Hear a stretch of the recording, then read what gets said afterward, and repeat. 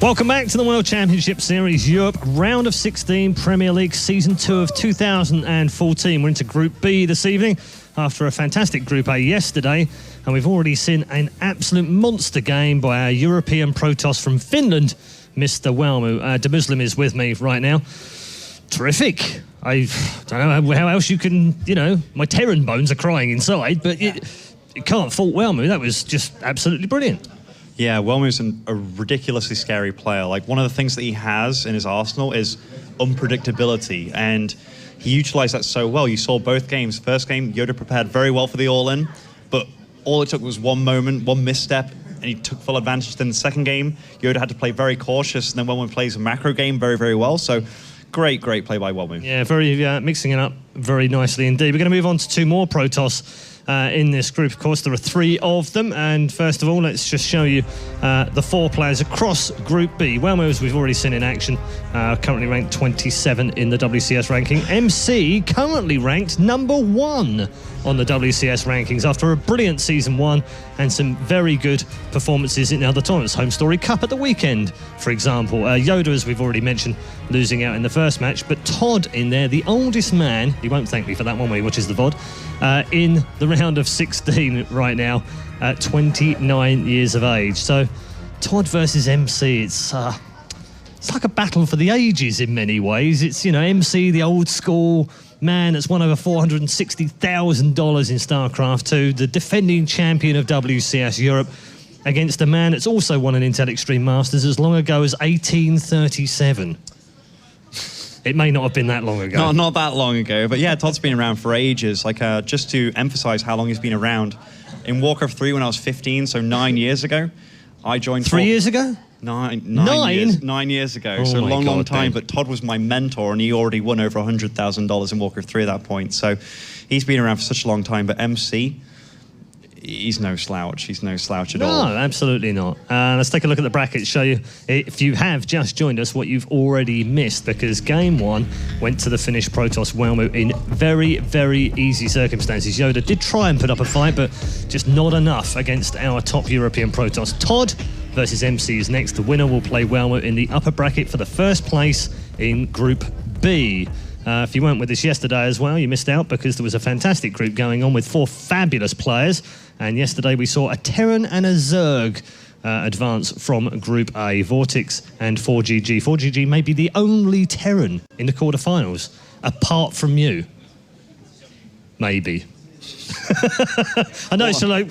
I'm there in a very different way. But, no, Yoda, unfortunately for him, Welmu he outplayed him, outthought him. And if you are playing against MC in private, in practice, and MC is just dominating you like Sean said was happening, like, sometimes, even though you're practicing, you feel like it's doing you good. If it shatters your confidence, then you're literally nothing. You need to be confident in StarCraft 2. I think MC and the boys in that house have a dartboard with Welmu's face on it, because he has absolutely destroyed every single one of them at some point. Yeah, like I remember when the ATC came out and they came out with Team Bounty Hunters, and everybody, or the whole community was like, how are they allowed? They're not even a team. And then Welmu just stepped up and absolutely demolished the whole of them. Yeah, like... Welmu's definitely looking really strong, like stronger than I thought he would in this group. It's interesting as well, as the map vetoes begin, that when we talk about MC and Todd, they have met before, these two friends. And that was also a Home Story Cup, and it didn't go very well for MC. So how much do you read into that? I mean, it was last November, so it was a little while ago. It was long enough ago that, Todd's kind of lived on it. He's had his time to kind of like reminisce and be happy with the result. But honestly, PvP, it's one of those matchups that even if you are an underdog, you can still come through and win. But MC, this is his chance to be like, hey, I'm going to own you now. But honestly, they're both really, really strong. Yeah, MC obviously defending champion, over $460,000 winnings, as we said, the most in StarCraft 2 history, and hoping to be the first man past $500,000 in winnings. And 3 maps down. Any surprises? Well, there's one thing that's happened. So Frost. The maps with like more spawn locations, so you could possibly scout your opponent last. They've all been removed, so it's instantly one-on-one scouting. So in these kind of situations, you can have some kind of cheese proxy locations, giving you know where your opponent spawns. So those kind of things could happen, and that's kind of scary. Habitation first. And I'll tell you what, I've been talking to Todd a lot about habitation. A lot about habitation tactics recently. So I know just how good he can be on that. King Sejong will be the second. And Look the at that third stare one down. Look at that stare will down. be overgrowth, isn't it? Oh, my goodness. There's history between these guys, and that's lovely to see.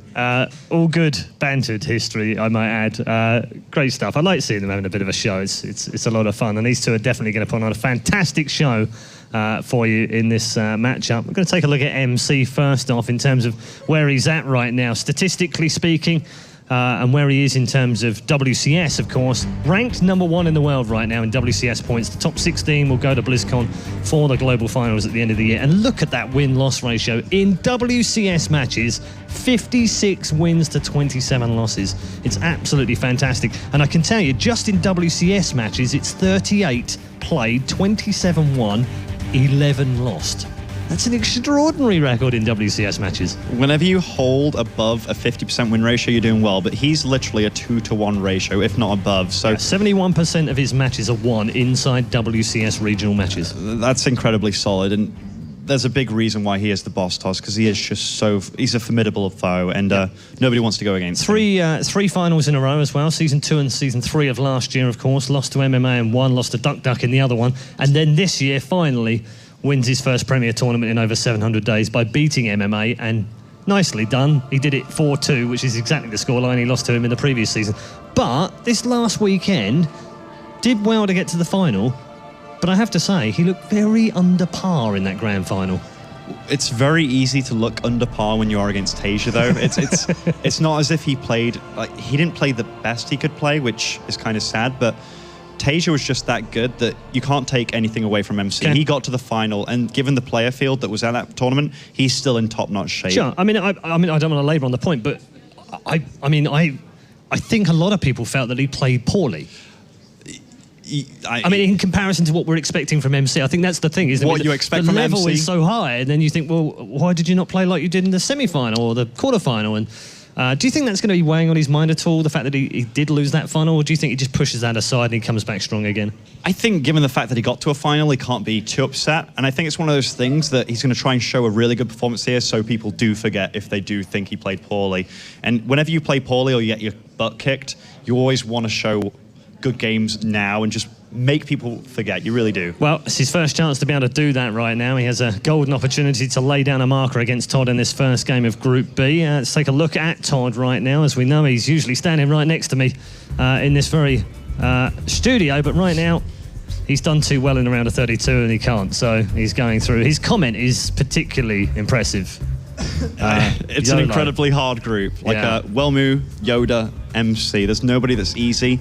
He is the underdog, for sure. So YOLO, he might as well go for it. Yeah, 26-22 win-loss record. Pretty decent in terms of WCS results, considering that he didn't win a single Premier League match until he beat MVP in the round of 32 this season. First time in round of 16 as well. And as you can see, 6 for 6 in WCS 2014. You know. And Todd. Was he not mouthing YOLO there? Probably. But no, yeah, his win ratio, it's decent, 26-22, given that he didn't win a Premier League match up until MVP, but he's been looking very good this year. He went to DreamHack Bucharest, he got stuck in a group with Jaedong and Golden. Still beat them, and very convincingly as well. So the fact that he moved over to Rakasta, people were like, oh, we're not going to see much of Todd anymore, but no, the Muslims retired. Yeah, you tend to see way more of these players afterwards, and they tend to perform very well. Or I hope they perform very well. But good luck at DreamHack. Yeah. Just one final thought on this. I just wanted to throw this one out there. Did you know that Todd is famous for being the first foreigner to win a best of 7 against a Codes player?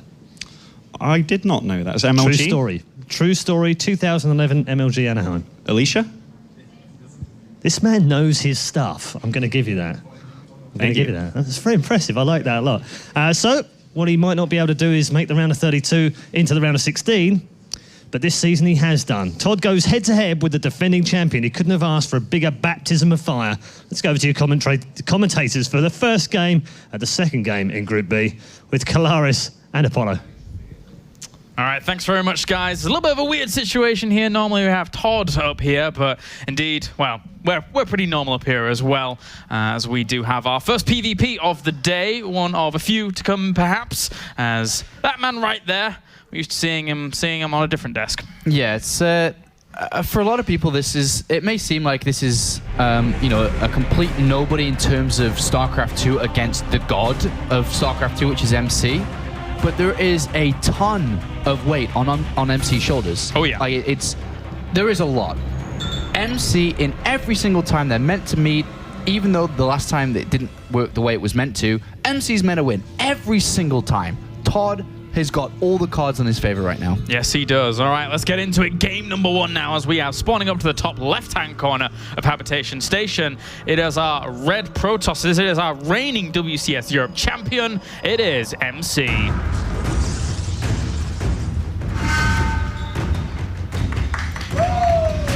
And up to the top right-hand corner, we have our blue Protoss. He's arguably the challenger in this group. Representing XMG, it is Todd. So yeah, to go back on that point is that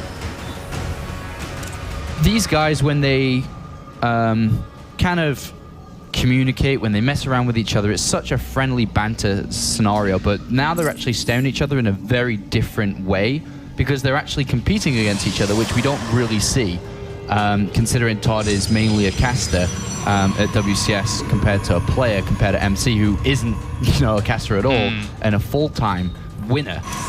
So this is a little bit different, and MC, I'm pretty sure, is feeling a little bit nervous coming into this. I don't think he's going to take this as easy as one may would imagine, considering he is the boss toss and is the reigning champion. He lost versus Todd last time they played as well, and he may have overlooked him back then.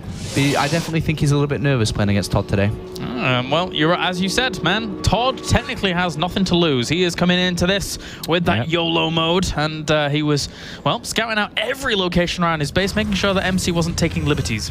Yeah, both players scouting out a lot in different locations to make sure it's not proxy. DeMuslin pointed out a really good fact, is that every single map we're going to play is a 1v1 map, not a 2v2. They got rid of them both just to have these. So proxies are going to be quite important, and if they're not scouting, then they definitely could play a factor in this game. Yeah.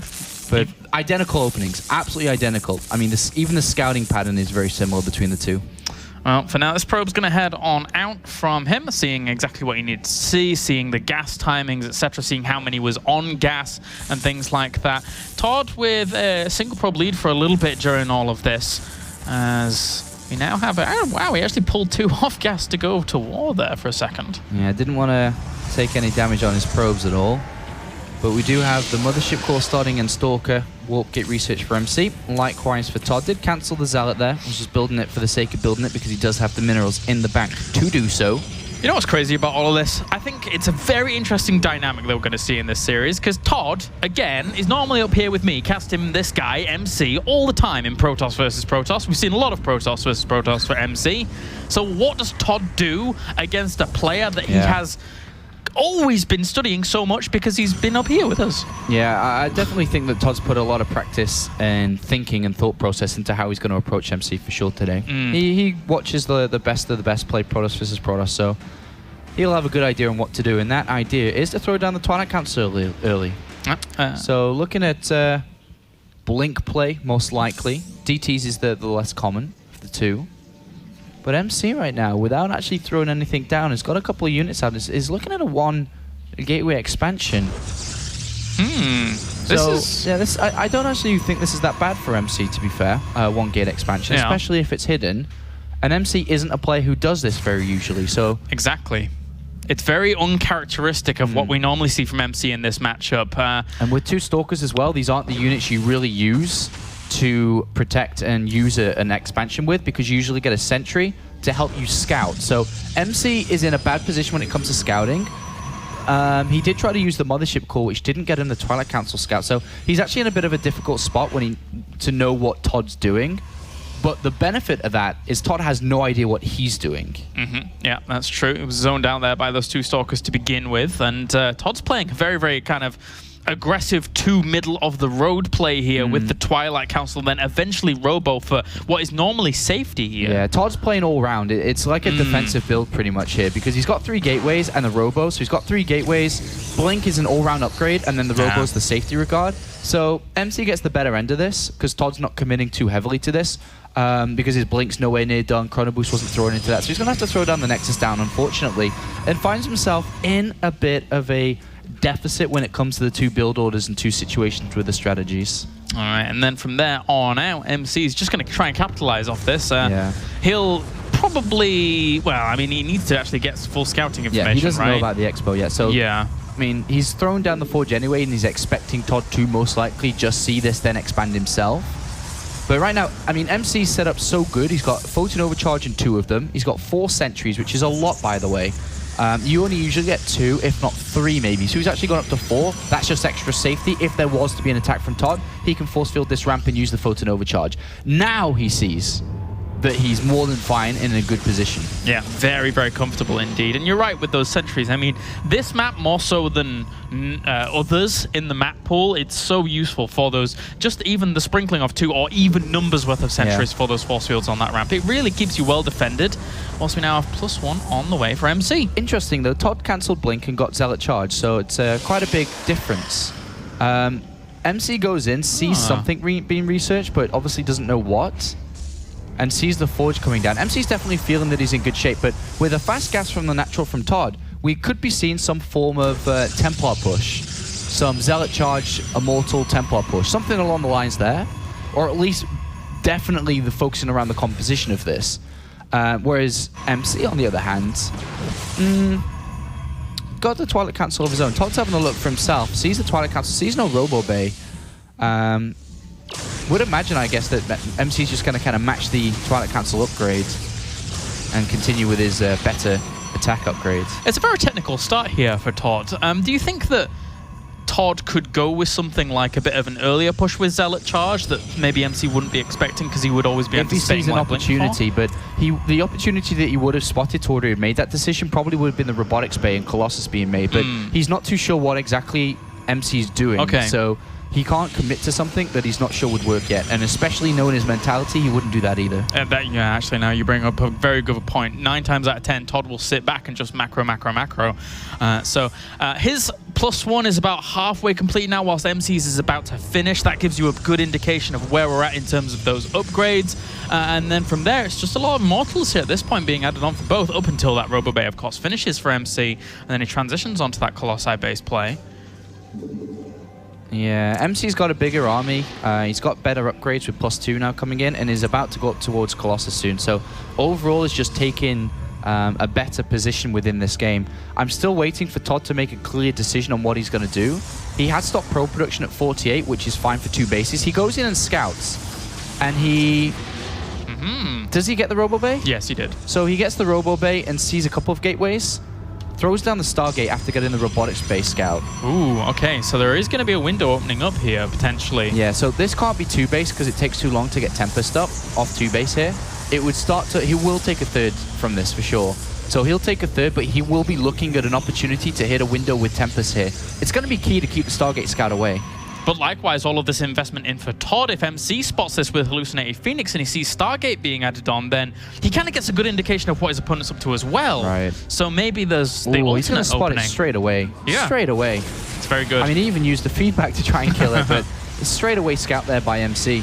MC's retaliation to this, he's continuing on with Colossus. He's not really changing anything up. He will take a 3rd for sure because he knows that Todd's going to be looking at a 3rd soon himself, so... nothing that sticks out for MC. Maybe he's comfortable in what he's spotted and just is fine with the potential attack. So with MC's position here after seeing that Stargate at the time he did, and probably anticipating Fleet Beacon's going to be thrown down very soon as well, what does MC do from here as he knows that eventually that tech will kick in and counteract his Colossus play? He can either try to go up to it himself or tries to hit an attack that hits before Todd has a comfortable amount of units. So we could see Blink being researched soon for MC if he wants to focus on a couple more Stalkers. He could start to think about adding on a lot of more Templars to his composition. He's currently sitting at a decent pro count and is building more. but he may look for an attack on this third soon. There's a really good position for MC to take above Todd's third, or vice versa, depends on who wants to take it. It's kind of up this high ground ramp. If he can take this position here and take a fight down into Todd, he's in a much better shape. All right, well, looks like Todd's going to try and fortify off a little bit of this area at least. Deny Zealot run-bys is that big, the big aim of denying those rocks from being sturdy. And going to send over just Hallucinated Phoenix. That's the scary thing in this matchup, all in all. Once it gets to this point in the game, you're always going to have eyes on your opponent, unless they're really diligently trying to deny Hallucinated Phoenix, but that's crazy. A good scout from Todd actually sees 2 high tempo get warped in above his high ground on his third. That tells him an attack is coming. So MC is going to try and hit the attack he wants to, and a pylon from Todd, very well placed in the middle center, is going to spot the army movement too. So he knows this attack is coming. He takes a high ground for himself, notice. This is very important to keep this high ground. Yeah. Can he keep it, though, is very important, because if he stays up there, he will have to fight up there, too. And especially since he only has 1 temp. His second one just finished, though, so that will give him a little bit more oomph behind this against the Colossus play. Well, this is MC's time. Doesn't want any more Tempest to join the fray. He's trying to go for a bit of Zealot harassment over here with this pylon that was added on very, very early into this, but MC now is trying to take an advantageous angle on this position. Tempest started good, though. Yeah, doing quite a bit of damage to these Colossi.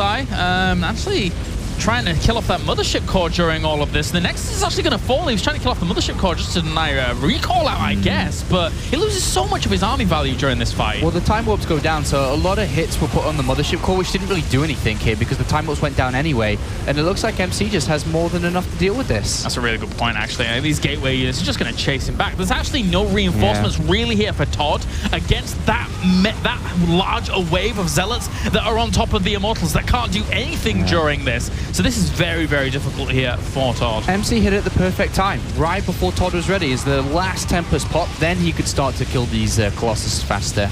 A couple of mistakes in the fight, but overall, MC hits what he wanted to hit. Todd's in a bit of trouble.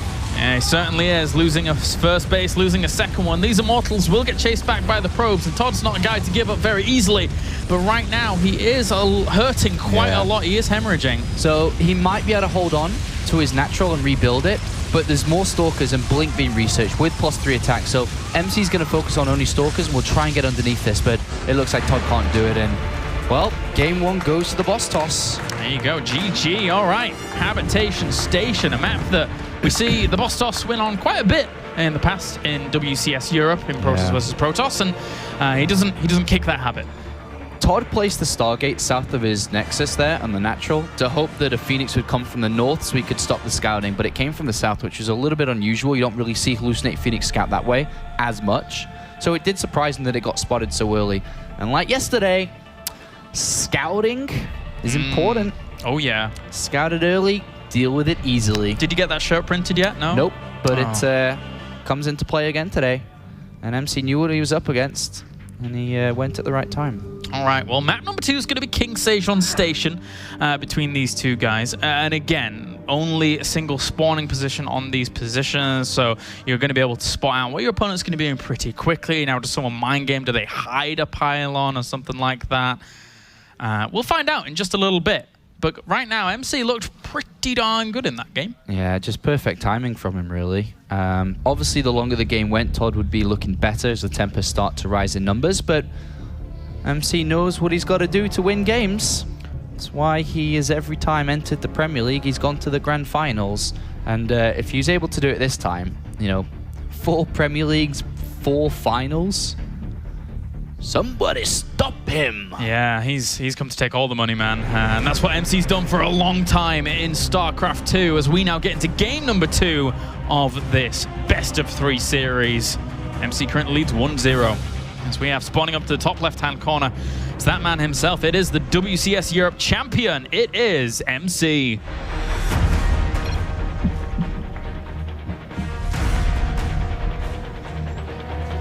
Down to the bottom right-hand corner, we have our blue Protoss. Representing XMG, it's Todd.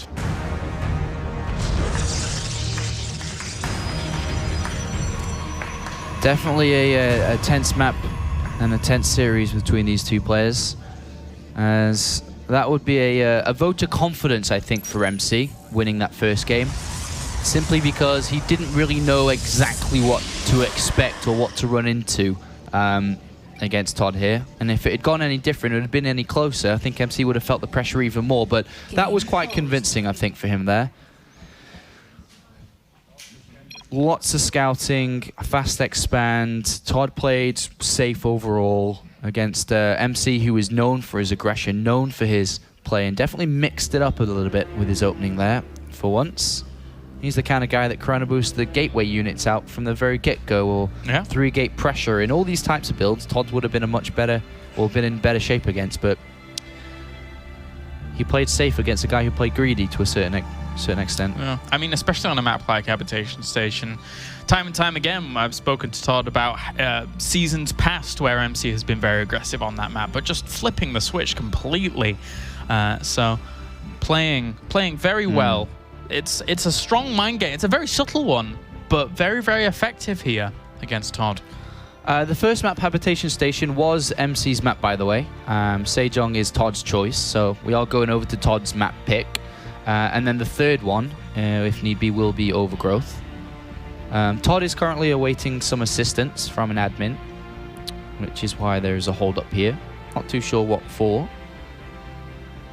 Do not know, but I do know Todd, and things like this might get under his skin a little bit if he's not seen too fast. Maybe. But MC, looking tired as always. That's what he is. He's a big panda bear.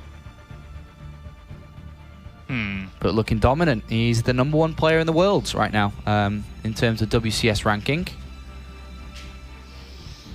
And we do have an admin now going to Todd to see exactly what's up. So we'll find out in just a little bit here. But for now, well, nothing's really going on in this game anyway, so it doesn't really matter. Yeah, I think he's asking about maybe the lights by the looks of it. Perhaps. Yeah, to turn the lights off. It's really hot under these lights. Trust us, we know. Yes, we do. But yeah, MC #1 in the world in the rankings has actually pushed himself further in the lead with his grand final at Home Story Cup again.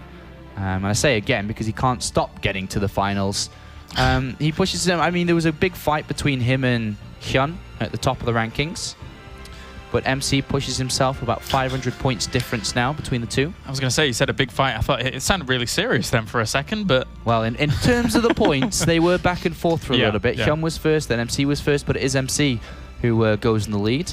Looking for more points today with advancement into the round of 8. He's also playing at DreamHack this coming weekend, so he'll be looking for even more points there. Yeah. And just making sure to guarantee himself at the global finals. And to be honest, if MC didn't make the global finals, didn't go to the global finals at the end of the year with the point lead that he already sustained, I would be surprised. I was going to say no hats involved in this one. I would be surprised. Surprised is a good word for it. I think what's also important to note here in the WCS system in 2014 is that with DreamHack coming up, and this season concluding, that's more events this year already at the halfway mark than we saw in 2013 in its entirety. MC's been at about 6 of those in total so far. He attends a lot. Yeah, so a lot of points been accumulated for that guy on screen right now. And there's still a lot more to come. Oh. Has he actually? He's fallen asleep. Oh, no, he hit no. Oh. No, he's okay. He's awake. He's awake, that's right. So the problem is the lights. The shining in his eyes, making him hot, whatever reason it is the lights. The heat thing might be a thing for Todd. Right. So, yep. So we're still just waiting on to see if the lights get turned off or not. And then, of course, once the problem is sorted and Todd is happy... Oh, he's fallen asleep again. Oh. We'll continue with the series. It's like he drips off and then... or drops off and then... Whoop, wakes up. And he's having nightmares at the moment. Whoop. It's an easy day at work again today. 2020. Money. I just want to go home. It's like, I heard that, Apollo. I actually went out for dinner with MC last Wednesday. We went on a dinner date right before Home Story. So he travelled to Home Story on Thursday. We went out on Wednesday evening. We had lovely food. Me, MC, and Minsik, his manager. Did you go to the Korean barbecue? We did go Korean barbecue. Oh, what a surprise. Of course. It was great. It's always good to talk and stuff. And he says the house is going really, really well. And even at Home Story this weekend, MC was telling me how much of an improvement that living in the house actually has done for him. Ah, okay. Because he's always lived by himself, and I think it's actually something to take note as well for a lot of other players too. He said that he's always lived by himself, so he always just plays ladder by himself and does his own thing. Yeah. But he has extra motivation to play when he's with others, and there's also in-house practice where you play customs with each other, which is actually a much more efficient way of training. Yeah. Playing the same matchup, the same map, over and over and over again Grinding is it. actually the real way to play StarCraft and to train for StarCraft. That's the way the Casper teams do it. So you think about Pro League, they have a week in advance before they play. They know who they're playing, they know the map they're playing on, and obviously the matchup. So you just spam the hell out of that matchup, man. You grind that matchup up. And if you don't have a game, then you help someone in your house that does have a game. So, for example, I'm pretty sure MC is going to help everyone else in his group. Would have helped Yoda first and Sean and everyone. So they're all benefiting together, and kind of excluding themselves from everybody else allows them to bring out secret strategies. They all improve, no one else does. So it is a good way to do. Scary. They breed superhumans, basically, in those team houses, that's for sure. All right, we can get actually back into the game as we go back onto King Sage on station after our slight detour through this series. But we're back on in. Gateways at very similar times, just slightly later for Todd during this. So eventually, it does give him a little bit of a probe advantage, very minorly. But, I mean, there's very little that MC could do with the normal standard 13 gateway here against the 14. This map actually has a lot of proxies in the corners of the maps, the top, bottom left and top right. Whether it be Stargate, DTs, that's quite common because it's quite a big map, even though it's 1v1. It's quite big to hide these structures, and you could get an advantage if your opponent doesn't suspect that it's coming. So could be something we see as both players do go towards double gas. Of course, every single game, you should be taking double gas. You want as much gas as you can get, really, unless you're going for aggression, which isn't that good, really, with the Mothership Core Stalkers, Defender's advantage. So it's usually always tech. Just depends on what tech it's going to be. Zapping away with the probe, and MC will scout out everything here, noticeably taking count of how many pylons are here is important, as he sees 2, so knows nothing fishy is going on. Yeah, MC's taken the scouting approach here, and also harassment, as you say, with the probes, just kind of annoying Todd a little bit, but he hurts himself by not having that probe working, which is why Todd's taken a small, lead a little bit in terms of income, but it's not a big lead. Todd, though, has not decided to scout. He doesn't care. MC takes full advantage. Todd's not scouting. Why do I need a unit to stop a probe from seeing what I'm doing? Yeah. So he slaps the Stargate down immediately before the Mothership Core or unit, which is quite fast. Very fast. It is very fast. Yeah, that's this is a nice start here for MC if Todd does not hold on against it. I won't be surprised if technically we saw actually Todd just go back into Twilight Council again and play a kind of Blink style, which technically could line up nicely against this, but with the speed we're seeing at this for MC, it'll be a while before he really has anything out. Oh, he's chosen Stargate. Ooh. So the reason why my dramatic voice of because if we see Oracle versus Phoenix in any way, shape, or form, the Phoenix clearly wins. It's faster, it'll probably run across and go past the Oracle as well through the middle. And right now, MC's got the better end of the units and is faster. In every way better. Even if he continues Phoenix production, which should be the case, and if Todd goes Phoenix as well, MC's faster with Phoenixes, so... Well, at least Todd spots this, but to lose his Stalker... Cancel. Oh, yeah, he cancelled the Twilight Council. Yeah, that's a little bit unfortunate by Todd. I mean, he didn't know what MC was doing. MC chose Stargate. Todd chose Stargate. So a little bit unfortunate when that happens. I guess that's a risk you run if you don't actually scout at the beginning. So there's a bit of a disadvantage here for Todd going into game number 2. And so this is really good for MC. Yeah. Really good, because he gets full scouting info. He will probably force a photon overcharge quite early. He sees the Twilight Council, which means it's going to be Blink. Wow. And if it is DTs, then he can mentally prepare for that. And he can expand behind this, knowing that Todd can't really leave his base, because if he does, he loses Probe's Mothership Core and the lot. That is a fast forge. He might actually be getting this, considering that he's like... do you think he'd be going for a cannon to defend against DT or something like that? It's a bit crazy, considering he knows it's a Stargate opener. I mean, he might be just getting a cannon to protect his mineral line against Phoenixes from picking them up. Yeah, that's also relevant. Good that Todd hasn't forced out the Mothership Core photon overcharge yet, and he's kind of kept his Mothership Core alive. That is something which MC would like to try to force out. Oh, it makes me think, actually, that you're right with that. Because if he goes for the cannon and then says, right, all my Stalkers are going to get over the other side with my Blink, and I'm just going to try and kill him. But +1 starts here for Todd on 1 base. Interesting play. Yeah, I didn't think we'd see that, though. Yeah. I didn't think we'd see that. So we're going to upgrade these units. Blink +1. I mean, all right. MC has not expanded, notice. He's realizing the threat of a potential kind of push. Obviously, if Todd's not expanding, he's getting Blink and a lot of Stalkers out. He's actually switched over to Immortals earlier than trying to hold a Nexus. You could Blink into the main, you could avoid the natural Nexus, avoid the photon overcharge. So MC's playing incredibly safe. But remember, Todd has no idea if MC has expanded or not. And that will probably mean that MC just takes his own Nexus upon seeing that Todd's throwing that down. Last dying wishes of that probe were, I want to build a Nexus, and he does get it in the end.